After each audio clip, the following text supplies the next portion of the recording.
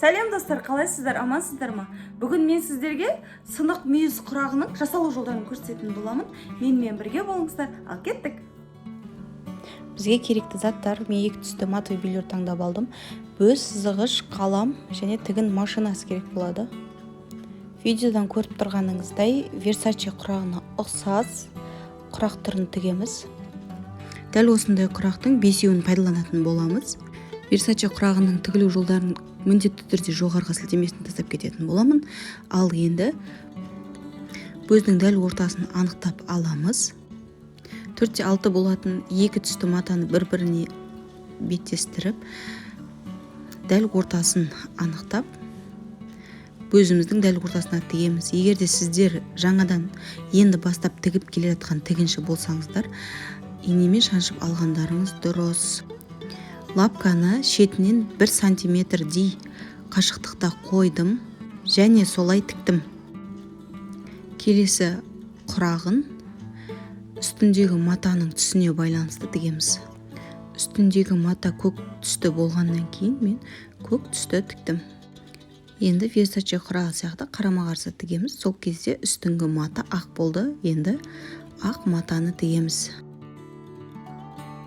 Үстіңгі мата ақ болғаннан кейін 4-10 см болатын ақ матовый билюрімізді тігеміз.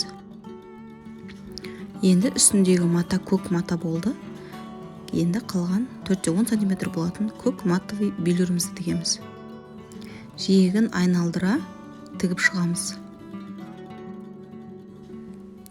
Біздің 10 см сынық мүйіз құрағымыздың бір бөлігі дайын болды.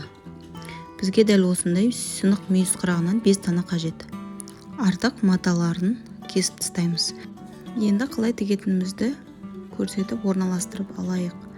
5 дана сынық мүйіз құрағын қоямыз. Жанына 12 см болатын шаршы кесіп алдық. Соның дәл ортасынан қырыққанда 3 бұрыш шығады бізде. Сол 3 бұрыштарды тіккен құрағымыздың жиегіне қоямыз. Енді бір-біріне жалғап тігеміз. Ең бірінші көк 3 бұрышпен бір құрағымызды тігіп алайық.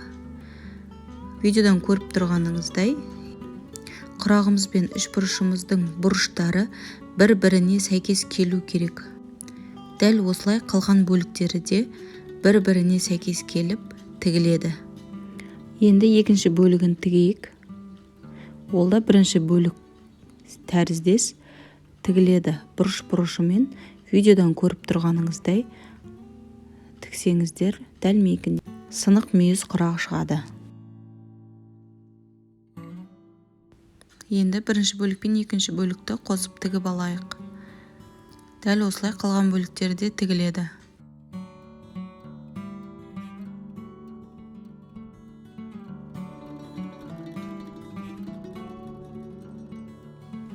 Достар, соңғы тігісті орнатып жатырмыз.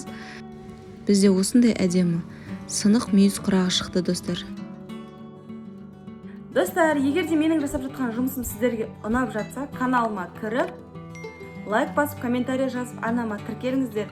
Міндетті түрде мен сіздерді күтемін. Сіздермен бөлісетін жаңалығым әлі өте көп. Мен сіздерді асыға күтемін. Сау болыңыздар.